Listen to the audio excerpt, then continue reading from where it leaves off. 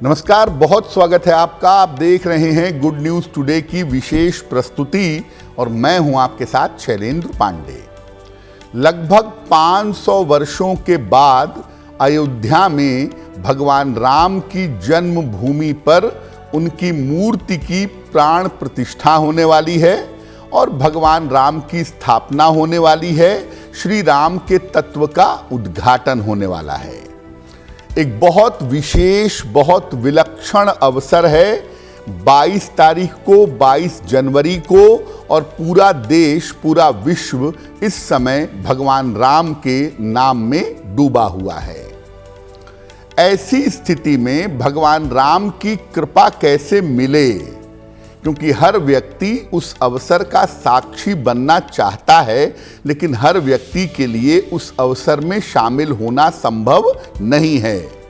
तो आप किस प्रकार भगवान राम की पूजा करेंगे, किस प्रकार उनकी प्रार्थना करेंगे कि उनकी कृपा आपके जीवन में आ सके, इस अति विशिष्ट मौके पर इस पर चर्चा करेंगे।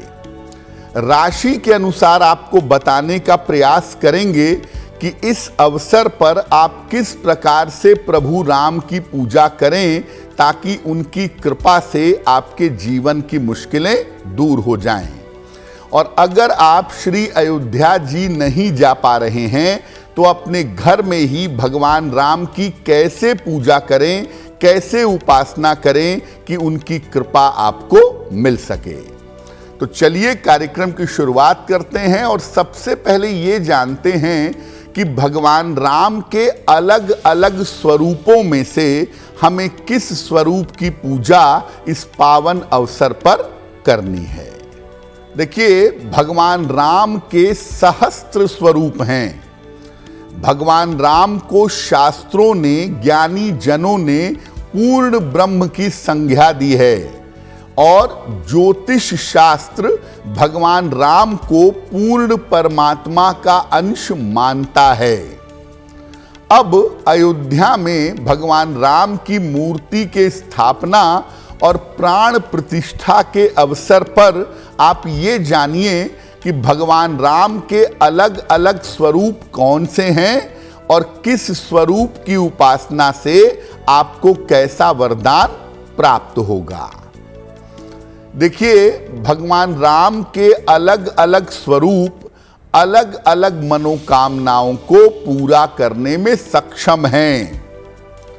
वैसे तो भगवान राम का जो स्वरूप लोक मान्यताओं में है वो उनका मर्यादा पुरुषोत्तम का स्वरूप है, लेकिन उनके अलग अलग स्वरूपों की व्याख्या और विवेचना रामायण और रामचरितमानस जैसे पवित्र ग्रंथों में की गई है।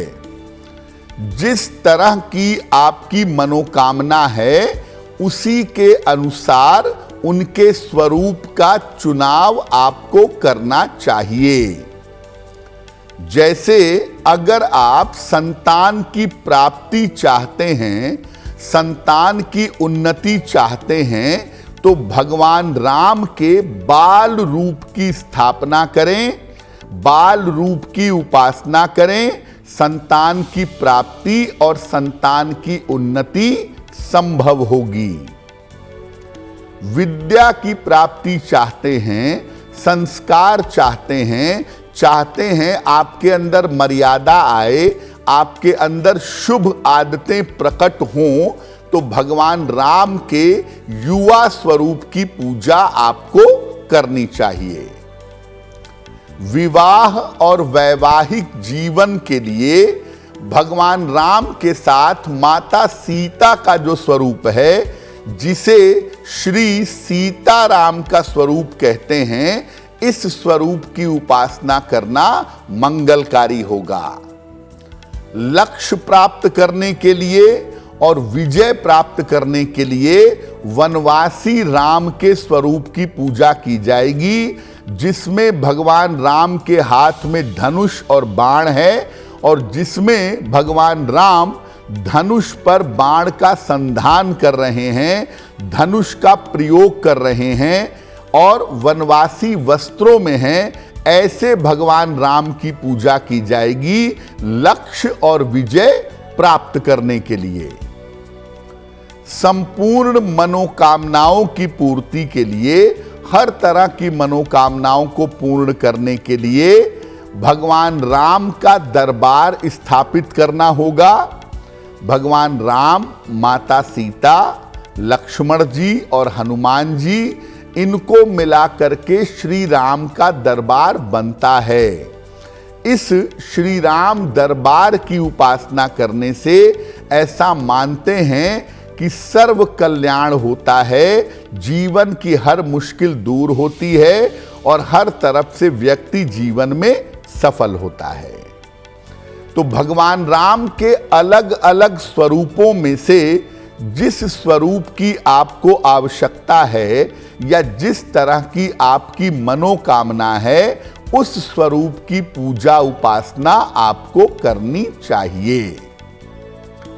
अब भगवान राम की मूर्ति की स्थापना पर, प्राण प्रतिष्ठा के कार्यक्रम के अवसर पर यह संभव नहीं है कि हर व्यक्ति श्री अयोध्या जा सके। ऐसी स्थिति में मूर्ति की स्थापना पर आप अपने घर में भगवान राम की पूजा जरूर करिएगा। फिर बता दूं, 500 वर्षों के लंबे संघर्ष और इंतजार के बाद भगवान राम की मूर्ति की प्रतिस्थापना उनके जन्म स्थान पर होने जा रही है। बहुत बड़ा अवसर है, इसको सामान्य अवसर मत समझिए। और इस अवसर पर घर घर में भगवान राम की पूजा अवश्य होनी चाहिए। कैसे करेंगे भगवान राम की पूजा? एक लकड़ी की चौकी ले लें या एक लकड़ी का पटरा ले लें, उस पर पीला वस्त्र बिछाइए।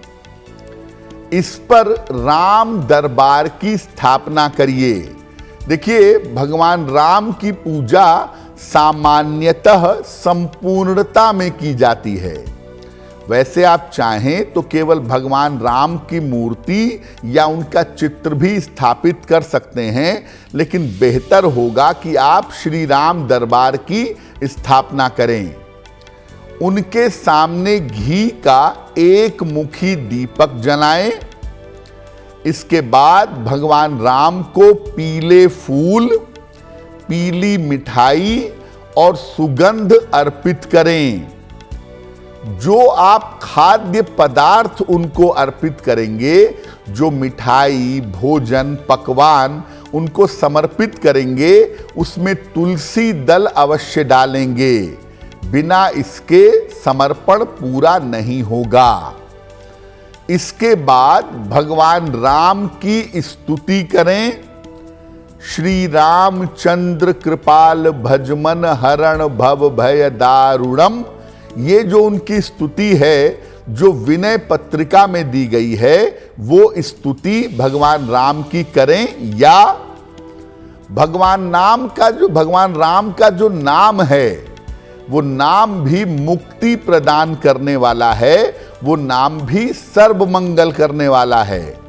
तो या तो उनकी स्तुति करें या राम नाम का जप करें। और भगवान राम का एक बड़ा सिद्ध मंत्र है जो सारे रुके हुए काम बना सकता है। वो मंत्र है श्री राम जय जय राम, श्री राम जय जय राम। सिद्ध मंत्र है ये। इसका भी जप आप चाहें तो कर सकते हैं। इसके बाद अपनी प्रार्थना करें। जो भी आपकी कामना है, जो भी आपकी मनोकामना है, वो कहें। और सबसे अंत में भगवान राम की आरती करेंगे। देखिए, भगवान राम का जो प्राकट्य हुआ था, वो हुआ था चैत्र शुक्ल पक्ष की नवमी को अभिजित मुहूर्त में, यानी मध्य दोपहर में। और भगवान राम की मूर्ति की जो स्थापना है, वो भी मध्य दोपहर में अभिजित मुहूर्त को ध्यान में रखते हुए की जा रही है। तो आप अपने घर में जो भगवान राम की पूजा करेंगे 22 जनवरी को, वो मध्य दोपहर में करें तो बहुत अच्छा है। अगर समय नहीं है तो संध्या में भी कर सकते हैं, लेकिन मध्य दोपहर में जब मूर्ति की प्राण प्रतिष्ठा हो रही हो, जब मंत्रोच्चार हो रहा हो, जब उनकी स्थापना की जा रही हो, उस समय अगर आप अपने घर में पूजा करें तो आपका कल्याण अवश्य होगा। एस्ट्रो तक ऐप पर आपको मिलेगा भविष्य से जुड़े हर सवाल का जवाब। डाउनलोड कीजिए एस्ट्रो तक ऐप और चुटकी में जुड़िए इंडिया के बेस्ट एस्ट्रोलॉजर से।